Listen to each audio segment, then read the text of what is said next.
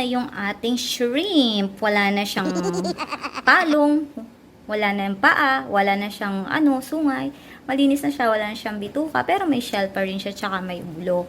Ayan, so for today, we're going to cook creamy shrimp pasta. Ayan, so sasabihin ko lang yung mga ingredients. So the following ingredients are 500 ml of milk, all-purpose cream, parsley, cayenne pepper. Pag wala kayong cayenne pepper, pwede kayong gumamit ng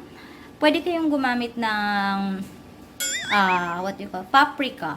And then we also have ground pepper. Kailangan ground pepper. And then iodized salt. Kasi yung mga bata, ayaw nila nung may mga matitigas na malalaking crack ng pepper. Then onion, garlic, mushroom. We also have the granulated seasoning and An assisting husband. what you call this one, chicken cubes. And then with my makulit husband. So here we go, let's start the cooking. First, we have to preheat our pan. So let's wait till it's hot. To start, we have to put the olive oil in the pan. And then, let's add a few grams of butter. Then, let's have to wait till our butter is melted. When the butter is melted, we are now ready to put our shrimp. We will first cook our shrimp so it will not be overcooked. At the same time, we are boiling the water for our pasta.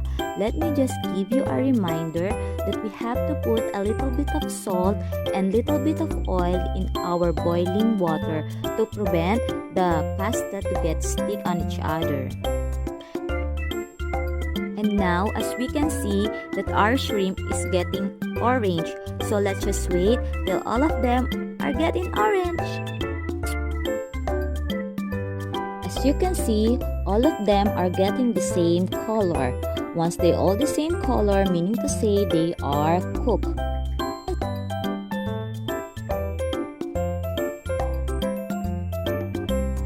And now that they are cooked, we are now ready to set them aside. After we set them aside, we're going to start to make our cream sauce. First, we have to put butter again. Let's wait till the butter is completely melted. Make sure that you don't burn your butter. And then we will add the olive oil again. Let's add the onion. Next, the garlic. And now, let's add the mushroom.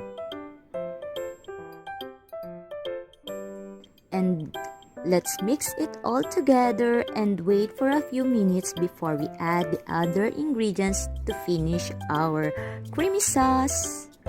And now let's add a little bit of salt and pepper.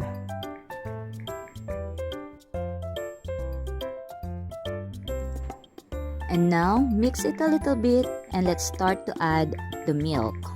We have to wait 2 to 3 minutes before we add the all-purpose cream. And now we are ready to put our all-purpose cream. I prefer to use the whole pack so that it will make it more creamier. Stir it for 2 minutes. And now let's add the dried parsley.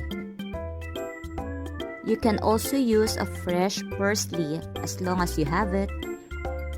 Let's now add the cayenne pepper. You can also use paprika if you like.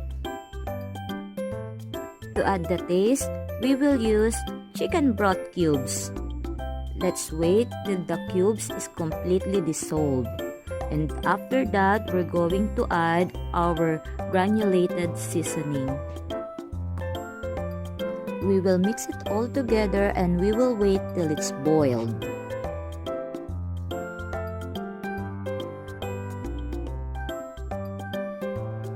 And once we see that it starts boiling, we have to set our stove in a low fire to avoid burning our creamy sauce. Once our sauce is getting creamier, we're going to add our pre-cooked shrimp. Oh God, you can see that, guys? It looks so good, creamier and looks tastier. Let's wait for another 3 minutes before we serve it.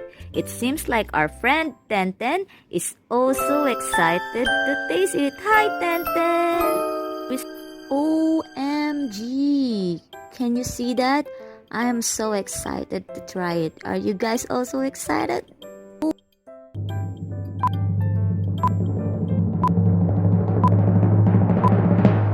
This is now our creamy shrimp pasta. This is very affordable and very easy to make.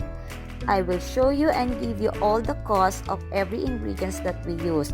And if you like this video, you can just follow me, subscribe, and share my video. Thank you.